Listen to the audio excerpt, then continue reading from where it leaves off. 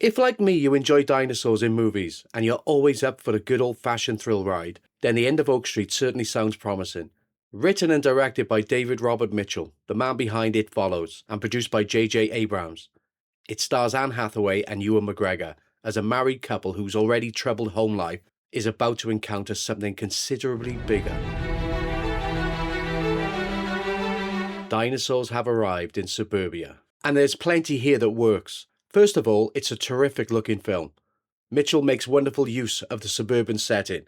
Ordinary streets, gardens, and houses suddenly become threatening places, and there's something quite effective about seeing prehistoric creatures moving through such familiar surroundings. The creatures themselves are impressive too. They're given a genuine sense of size and danger, and when the attacks come, they're surprisingly brutal.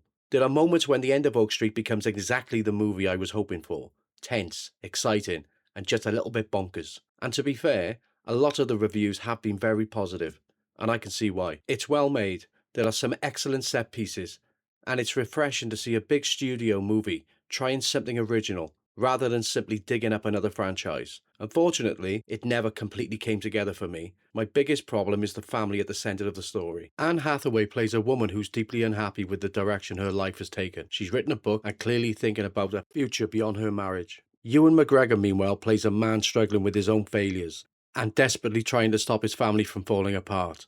And McGregor is a very good actor, but here, for much of the film, he looks rather like a lost puppy, following his wife around and hoping everything will somehow work itself out. I understand what Mitchell is trying to do. This isn't supposed to be a happy family suddenly thrown into danger. Their relationship is already fractured before anything extraordinary happens. But rather than finding that compelling, I found it rather downbeat. There's simply not enough beneath the surface of these people to make their problems particularly involving. And that's where the Spielberg comparison becomes unavoidable. Think about Jurassic Park. We all remember the T-Rex breaking through the fence and the velociraptors in the kitchen. But Spielberg gave us Grant, Ellie, Malcolm, Lex and Tim. The human story and the spectacle complemented each other. Here the spectacle is considerably more successful than the human story, and that's a shame because The End of Oak Street has atmosphere, some excellent creature work, and several genuinely exciting sequences. There's a very entertaining dinosaur movie trying to break through. It just gets weighed down by a family drama that for me never has the emotional weight the film seems to think it does. So when the credits rolled, I was left feeling underwhelmed. I didn't hate it. There are parts of it I genuinely enjoyed. I just expected considerably more. But that's my take on The End of Oak Street. Have you seen it?